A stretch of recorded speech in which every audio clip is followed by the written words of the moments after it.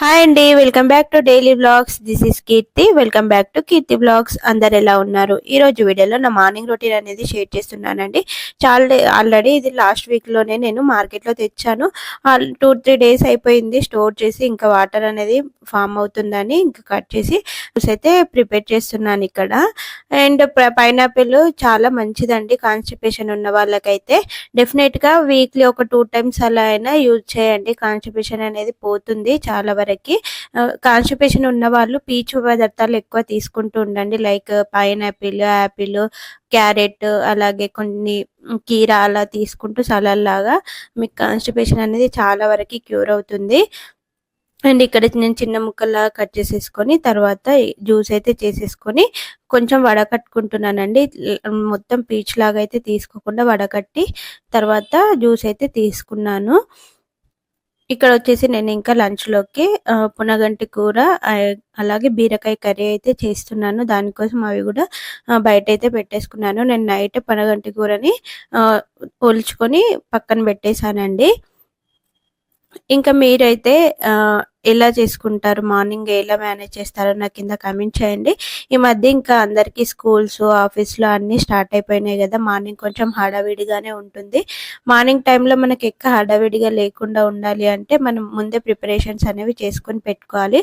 Like ఇలా vegetables cut చేసుకోవడం కానీ, మనం రేపటికి ఏం చేయాలి అనేది ముందుగానే ప్రిపేర్ అవ్వాలి. అండ్ నెక్స్ట్ వచ్చేసి మెయిన్గా మనకి టిఫిన్ అనేది ముందుగానే ప్రిపేర్ చేసుకున్నాం అనుకోండి, ప్రిపరేషన్లో ఉంటే మనకి మార్నింగ్ టైం అనేది చాలా వరకు సేవ్ అవుతుంది.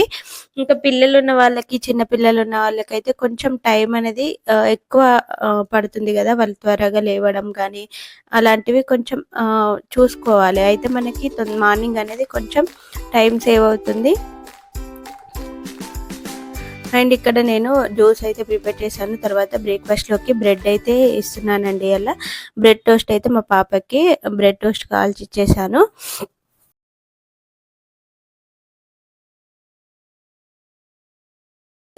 ఫస్ట్ టైం అండి, చాలా డేస్ కాదు, నేను ఫస్ట్ టైం ప్రిపేర్ చేస్తున్నాను.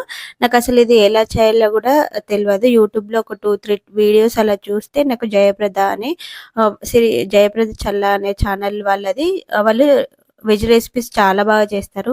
అందుకని వాళ్ళ రెసిపీ అయితే ఫాలో అయ్యాను. సేమ్ మనం తోటకూర ఎలా చేసుకుంటామో సేమ్ అలాగే, కానీ ఇందులో ఆనియన్స్ అనేది వేయకుండా డైరెక్ట్ కొంచెం ఆయిల్ వేసుకొని ఆవాలు, జీలకర్ర, ఎండుమిర్చి, పచ్చిమిర్చి, కొన్ని వెల్లుల్లిపాయలు వేసుకోవాలి. వెల్లుల్లి ఎంత వేసుకుంటే అంత టేస్టీగా ఉంటుంది కర్రీకి. వెల్లుల్లి వేసుకున్న తర్వాత చిన్నగా కట్ చేసి పెట్టుకున్న పొనుగంటి కూర కూడా వేసుకోవాలి. ఇది కంటికి చాలా మంచిదంట. అందుకని నేను ఎప్పుడు ట్రై చేయలేదు, ట్రై చేద్దామని ఈసారి అయితే తీసుకొచ్చానండి. చాలాసార్లు చూసాను కానీ ఇది నాకు వండడం తెలియక తీసుకురాలేదు. కానీ ఇది కంటికి చాలా మంచిది అని అంటున్నారు. ఈ మధ్య పిల్లలు కూడా ఎక్కువ ఫోన్ చూస్తున్నారు, మనం కూడా ఎక్కువ స్క్రీన్ టైం అలా ఉంటుంది కదా. దానివల్ల కొంచెం కళ్ళకి సంబంధించినవి కానీ ఆకుకూరలు అవి ఇవి తింటే కూడా మనకి హెల్త్ అనేది చాలా బాగుంటుంది. డెఫినెట్గా డైలీ ఒక ఆకుకూరైనా తీసుకోవడానికి ట్రై చేయండి. పొనగంటి కూర వేసుకున్న తర్వాత కొంచెం ఫ్రై చేసుకొని అందులోకి పసుపు వేసుకొని కలిపేసుకొని మూత పెట్టేసుకొని ఒక 5 నిమిషాలు అలా మగ్గించుకోవాలి. మనకు ఆకు అనేది దగ్గర పడుతుంది కదా.